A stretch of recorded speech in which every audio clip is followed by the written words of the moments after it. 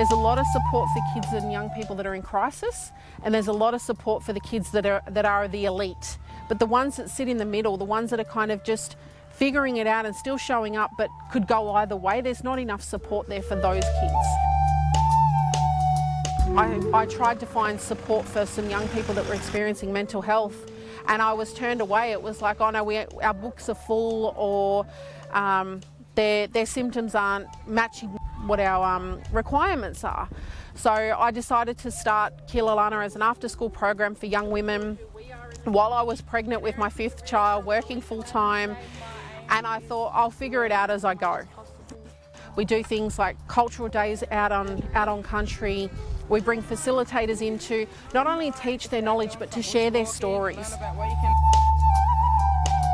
Yeah, so the Barkindji warrior was gifted to me because of my fighting spirit. Someone suggested that I should try martial arts, and for me Brazilian Jiu-Jitsu was a pathway for me to find myself. It gave me the means and the tools to explore who I was, to learn discipline. And after the birth of my twins at the time, in 2009, I developed severe postnatal depression. And I didn't know how to ask for help. It wasn't safe for me to come forward and say, this is what I'm feeling. But there also wasn't the education or the support at the time. Well, with Jiu-Jitsu, that was the starting point of my husband saying, well, you don't want to take medication, you don't want to do counselling, let's try Jiu-Jitsu again. So the first time I stepped on the mats of Jiu-Jitsu, at that point in my life, it was a form of physical, emotional and spiritual healing. I was looking for something to help me battle the darkness that I was going through. And it was at that point I started to find a pathway forward. I found a community. I found a vehicle for my healing to come through, and that strengthened my connection to my culture, and those two things saved my life. We're a collective community and culture, but we're also have a high element of our collective culture that's sick from the trauma of past experiences that play out in the symptoms of drug and alcohol abuse, suicide, mental health, incarceration rates, risk-taking behaviour. So I wanted to be someone that was living the message that I was trying to serve to the community. Just in writing the application helped me get out of my head and out of my heart onto paper what was my vision for Kiilalaana, which was to provide a safe space for young Aboriginal women to come together to learn how to be self-empowered, to become themselves, so that they could then be the leaders of the future that we know we need. Because when you invest in a girl, you change a generation.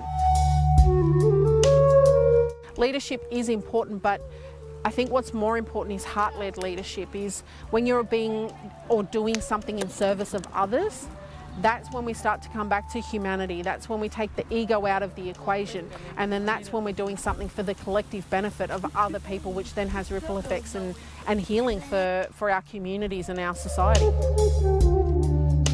We're now doing events, and we're now doing mentoring as well. So from the little idea that I had, that I gave birth to, it's now grown beyond me. So my dream and vision is to be able to bring in other people to step in and support and guide it.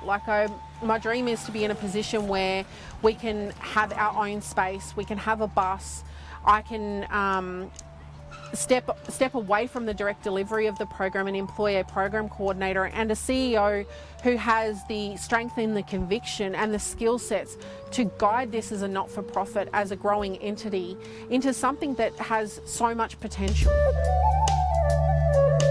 Legacy is one of my core values. Warrior heart, courage and legacy are the foundations that I'm building this next chapter in my future on. If one girl can walk away from this, and I know that I can meet her in 20 years' time and know that because of the program or the connection that she made, she was able to say no to domestic violence, or she found her own path forward so that her children didn't become victims of her trauma, then everything I have done has been worthwhile. I'm planting seeds of trees that I'll never sit under, and that's what legacy to me is about. It's not about me, it's about the seeds I'm planting for 6, 7 generations ahead of me.